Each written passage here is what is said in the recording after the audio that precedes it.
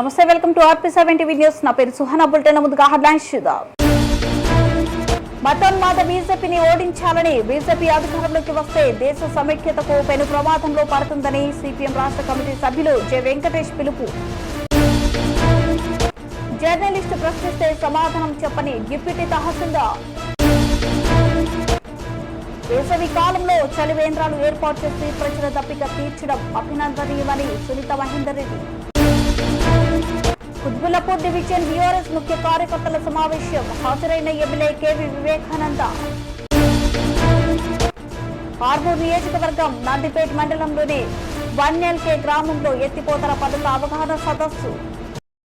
మతోన్మాద బీజేపీని ఓడించాలని, బీజేపీ అధికారంలోకి వస్తే దేశ సమైక్యతకు పెను ప్రమాదంలో పడిందని సిపిఎం రాష్ట్ర కమిటీ సభ్యులు జె వెంకటేష్ పిలుపునిచ్చారు. కరీంనగర్ నగరం కోతిరాంపూర్లోని ముకుందాలాల్ మిశ్రా భవన్లో సిపిఎం జిల్లా కమిటీ సమావేశం జరిగింది. ఈ సందర్భంగా ముఖ్య అతిథిగా హాజరైన సిపిఎం రాష్ట్ర కమిటీ సభ్యులు జె వెంకటేష్ మాట్లాడుతూ, గత 10 సంవత్సరాలుగా కేంద్రంలో అధికారంలో ఉన్న బీజేపీ దేశ సమగ్రతకు, సమైక్యతకు విఘాతం కలిగించే విధంగా మతోన్మాదాన్ని పెంచి పోషించిందన్నారు. ఓకే, ప్రజలారా, మీడియా మిత్రులారా నమస్కారం. ఈరోజు కరీంనగర్ సిపిఎం జిల్లా పార్టీ సమావేశం జరుగుతూ ఉంది. ఈ నెల 18వ తారీఖున ఎన్నికల షెడ్యూల్ విడుదల కాబోతూ ఉన్నది. ఇప్పటికే రాజకీయ పార్టీలన్నీ ఎన్నికలకు సమాయత్తమైనాయి. సిపిఎం తెలంగాణ రాష్ట్ర కమిటీ తెలంగాణ రాష్ట్రంలో భువనగిరి పార్లమెంట్ నియోజకవర్గంలో పోటీ చేయాలని ఇప్పటికే నిర్ణయం చేసింది.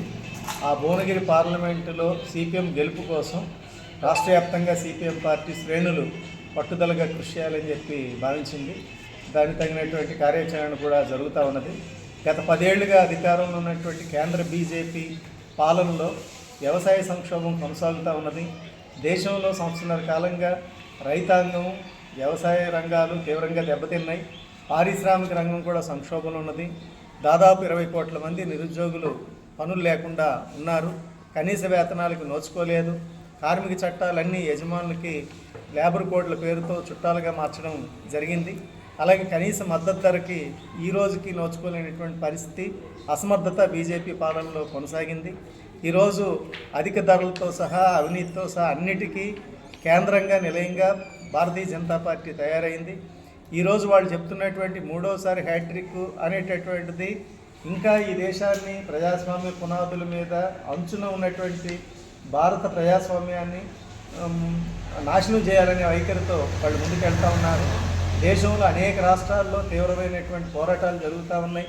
రైతాంగం పోరాటాలు చేస్తున్నారు. ఢిల్లీ, పంజాబ్, మొత్తం చుట్టుముట్టు ఈశాన్య భారతంలో ఆ రకమైనటువంటి ఉద్యమాలు జరుగుతూ ఉన్నాయి.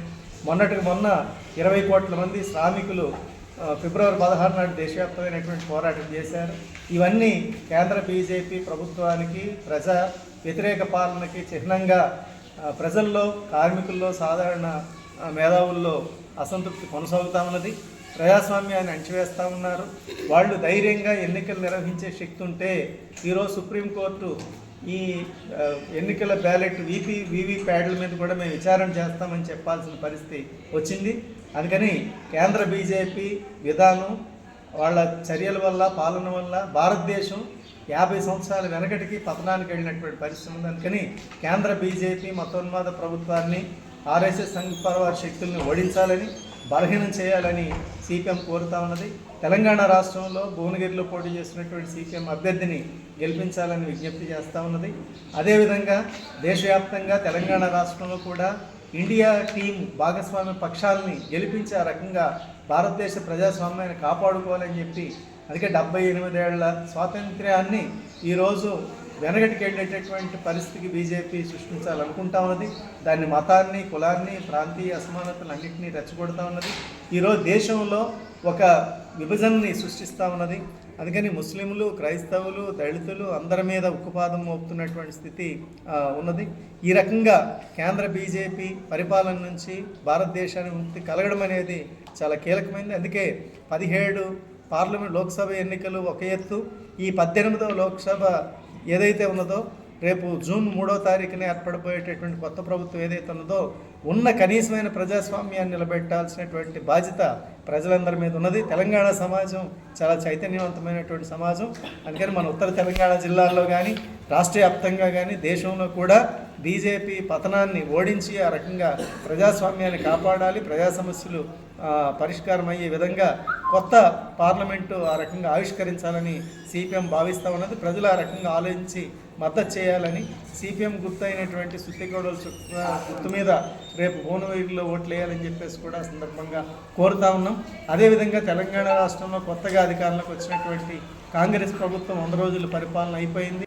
జర్నలిస్టు ప్రశ్నిస్తే సమాధానం చెప్పని డిప్యూటీ తహసీల్దార్ కొమరం భీం ఆసిఫాబాద్ జిల్లా తాటినగర్ గ్రామానికి చెందిన RP7 టీవీ ఉమ్మడి ఆదిలాబాద్ జిల్లా బ్యూరో దుర్గం శరత్ చంద్రకు భూ బాధితుల గుమాస మల్లయ్య వారసుల నరేష్ లక్ష్మీ చంద్రయ్య లింకయ్య రజిత ఫోన్ చేయడంతో గుమాస మల్లయ్యకు సంబంధించిన భూమి మందమరి మండలం అందుగులపేట్ శివారులోని సర్వే నెంబర్ 202/4లో 3 ఎకరాల 20 గుంటల భూమిని ఫేక్ డాక్యుమెంట్ సృష్టించి మందమరి రెవెన్యూ అధికారులకు ముడుపులు చెల్లించి చేతులు తడిపి శ్యామల శ్రీనివాస్ రియల్ ఎస్టేట్ వ్యాపారి ఇలీగల్ పట్టా చేసుకున్నారు. ఈ విషయం తెలుసుకున్న గుమస మల్లయ్య వారసులు RTI దరఖాస్తు పెట్టుకున్నారు. గుమస మల్లయ్య 2017లో చనిపోగా 2020లో బయోమెట్రిక్ లేకుండా గుమస మల్లయ్య వారసులకు తెలవకుండా సాక్షులు సంతకాలు లేకుండా ఏ విధంగా పట్టా చేసినారో పూర్తి సమాచారం ఇవ్వాలని RTI దరఖాస్తు చేశారు.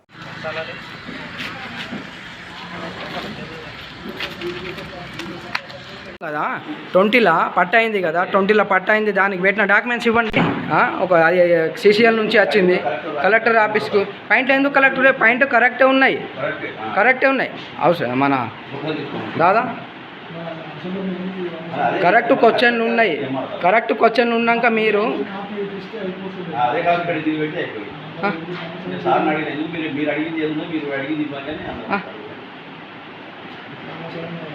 తిరుపతి దాదా అడిగిన దానికి జవాబు ఉండాలి. నాది ఒకటి చెప్పు. దాదా అంటే తమ్ముడు అంటావు. మరి ఆడ పట్టాగా ఎవరు ఉన్నారో వాళ్ళు సాక్షులు లేనిది పట్టా అవుతుందా? బయోమెట్రిక్ కావాలి. తిరుపతి దాదా ఇట్లా ఉంటుందా? నేను అడిగిన CCL నుంచి ఏం వచ్చింది కలెక్టర్ ఆఫీస్ ఏమి ఇచ్చినాం. ఇప్పుడు 20లో పట్ట చేయంగా డాక్యుమెంట్స్ పెట్టేదనే కదా అయింది. ఏడా ఫామ్ 7 ఇచ్చి ఏం చేస్తావు? పట్టా చేయంగా సాక్షులు కావాలన్నద్దా చేయడా? అదే ఇయ్యవు నువ్వు, అది నువ్వు అది ఫామ్ 7 పెట్టి పైన పెట్టుడు అసంపూర్తిగా సమాచారం పంపించి ఒక జర్నలిస్టుని ఇట్లా చేస్తే నార్మల్ వ్యక్తులు ఏం చేస్తారు? నేను అన్ని లెటర్లు పట్టుకొని వచ్చినా కదా, మీరు ఏం పంపించారో అడిగిన దానికి జవాబేది. RTI డిస్ట్రిక్ట్ జనసెక్రటరీ ఉమ్మడి ఆదిలాబాద్ జిల్లా బ్యూరో మీరు ఏం డ్యూటీ చేస్తున్నారు? ఈడ రాజకీయ నాయకులకు తొత్తుగా పని చేస్తున్నారా దాదా? మరి అడిగిన క్వశ్చన్ రాయి. ఓకే నేను పెడతాను. అవును ఇవ్వాలి. ఇప్పుడు ఆడ సరే ఏం క్వశ్చన్ దాదా ఏం క్వశ్చన్ ఉన్నదో ఆడ నేను చెప్తాను సాబ్. నేను ఆడ ఏం క్వశ్చన్ వేసిందో RTI ఆ క్వశ్చన్కి జవాబు ఏం రాసినావు చెప్పు. ఏం రాసినావు చెప్పావు, లేకుంటే లేదు అని రాసి 20లా పట్టా చేయంగా ఎవరు సాక్షులు ఉన్నారో, మళ్ళీ బతికి ఉన్నాడా చనిపోయినా మాకు మొత్తం డీటెయిల్స్ కావాలి.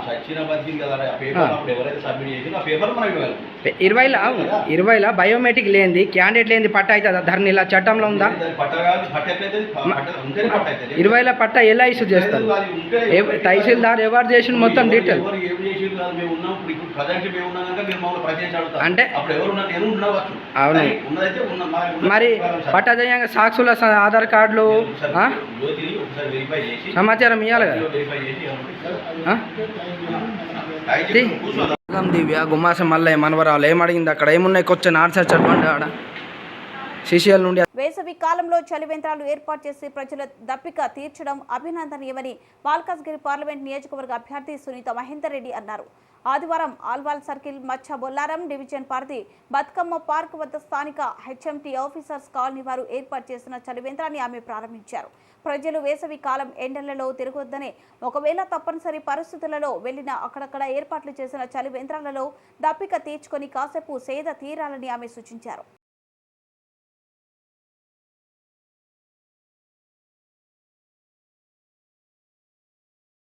కుతుబులపూర్ డివిజన్ బీఆర్ఎస్ ముఖ్య కార్యకర్తల సమావేశం హాజరైన MLA KV Vivekananda, Malkajgiri parliament BRS అభ్యర్థి రాగిడి లక్ష్మారెడ్డి, కార్పొరేటర్ కూన పారిజాత డివిజన్ అధ్యక్షులు దేవరకొండ శ్రీనివాస్, సీనియర్ నేతలు ఎమ్మెల్యే కేవి వివేకానంద మాట్లాడుతూ బీఆర్ఎస్ విజయం కోసం ప్రతి కార్యకర్త కృషి చేయాలి.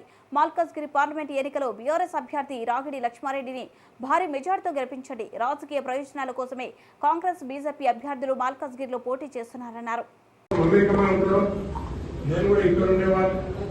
గత 30 సంవత్సరాల నుంచి నేను కూడా రాజకీయ ప్రజాక్షేత్రంలో ఉన్నా.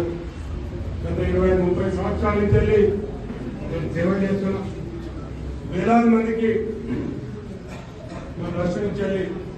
నేను పేద పిల్లల్ని చదివించిన. వేలాది మందికి నేను ఆపరేషన్ హెల్త్కి సంబంధించి ఆపరేషన్ చేయించిన.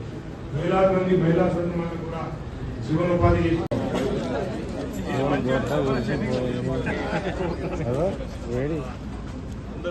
జై తెలంగాణ, జై తెలంగాణ, ఆరు గుర్తుకే కేసీఆర్ నాయకత్వం, కేసీఆర్ నాయకత్వం, జై తెలంగాణ.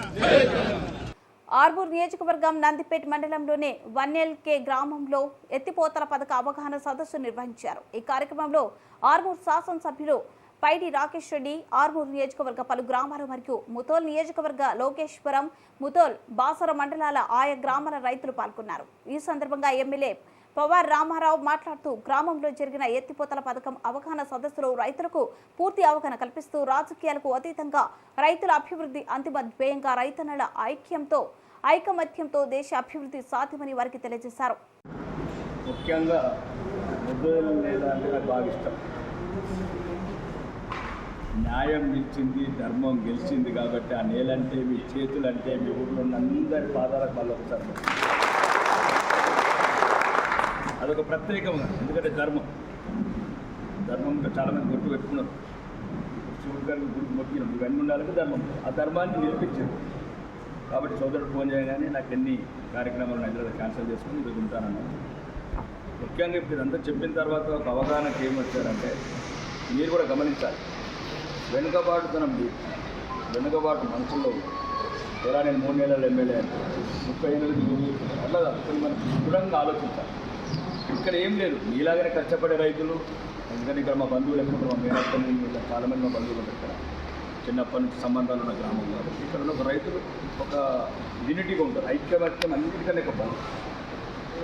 సైదాపూర్ మండలం లస్మన్నపల్లిలో శ్రీరామరెడ్డి రంగం ఆధ్వర్యంలో పోచమ్మ తల్లికి పెద్ద ఎత్తున బోనాలు నిర్వహించారు.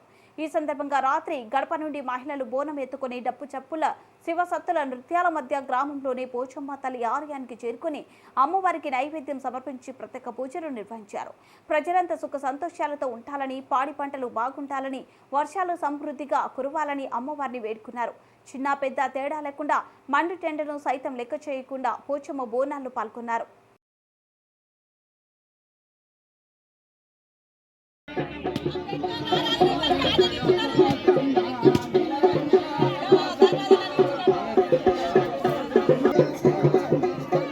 రాష్ట్ర విభజన నుండి నేటి వరకు గ్రామీణ ప్రాంత రహదారులు, R&B రహదారులు తీవ్ర నిర్లక్ష్యం గురవుతున్నాయని అఖిల భారత రైతు కూలీ సంఘం AIKMS జిల్లా నాయకులు కారం Raghava, CPI ML new democracy Polavaram నియోజకవర్గ అభ్యర్థి సరియం రామ్మోహన్ తీవ్ర ఆవేదన వ్యక్తం చేశారు. రెడ్డి గడపవరం పంచాయతీ పార్టీలో వెలుతురు వారిగూడెం ప్రజా సమస్యలపై జనరల్ బాడీ నిర్వహించారు. ఈ సందర్భంగా వారు మాట్లాడుతూ పోలవరం నియోజకవర్గం మెజారిటీ మండలాలు షెడ్యూల్ ప్రాంత మండలాలుగా ఉన్నాయన్నారు. ఈ ప్రాంతాన్ని ప్రత్యేకమైన ప్రాంతంగా 5వ షెడ్యూల్ ప్రాంతంగా రాజ్యాంగంలో పొందుపరిచారన్నారు. ఇక్కడ భూములు అమ్మడం కానీ కొనడం కానీ నిషేధమని అన్నారు. 1/70 చట్టం పరిధిలో గిరిజనేతరులు అక్రమంగా భూములు కలిగి ఉన్నారన్నారు. S Rammohan, CPI ML new democracy Polavaram assembly నియోజకవర్గ అభ్యర్థిగా పోటీ చేస్తున్నాను. 2024 మే 13వ తారీఖున జరిగే ఎన్నికలలో సిపిఎంఎల్ న్యూ డెమోక్రసీ అభ్యర్థిగా పోలవరం అసెంబ్లీ నియోజకవర్గంలో పోటీ చేయడం జరుగుతూ ఉంది.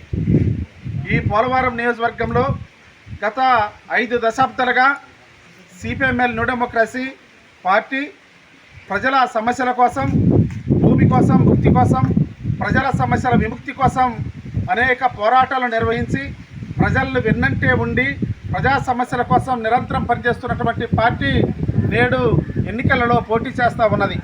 ఈ ఎన్నికలలో ప్రజా సమస్యలే కాకుండా ఇవాళ రైతులు పండించిన పంటలు గిట్టుబాటు ధరలు కావాలని, ప్రతి పేద కుటుంబానికి పొలము భూమి ఉండాలని, ప్రతి కుటుంబంలో ఉన్నటువంటి మౌలిక వసతుల్ని కల్పించే విధంగా ప్రభుత్వాలు చర్యలు తీసుకోవాలని, అలాగే ఒక గ్రామం నుంచి మరొక గ్రామానికి లింకు కలిపేటటువంటి రహదారుల్ని నిర్మాణం చేయాలని, అలాగే జాతీయ రహదారులు కానీ R&B రహదారులు కానీ ఇవన్నీ కూడా పరిపుష్టిగా అవి వేసే విధంగా ఇవాళ న్యూ డెమోక్రసీ పార్టీ ఆధ్వర్యంలో అనేక ఉద్యమాలు నిర్వహించినటువంటి చరిత్ర ఇవాళ సిపిఎంఎల్ న్యూ డెమోక్రసీకి ఉంది.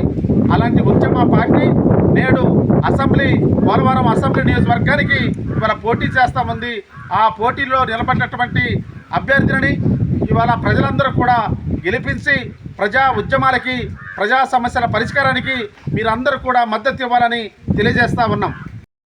గెలిపించండి సిపిఎంఎల్ న్యూ డెమోక్రసీ అభ్యర్థిని, గెలిపించండి ఎంఎల్ పార్టీ అభ్యర్థిని, గెలిపించండి ఎంఎల్ పార్టీ అభ్యర్థిని, గెలిపించండి ఎంఎల్ పార్టీ అభ్యర్థిని. ఓర్తిల్లాలి సిపిఎంఎల్ న్యూ డెమోక్రసీ, ఓర్తిల్లాలి సిపిఎంఎల్ న్యూ డెమోక్రసీ.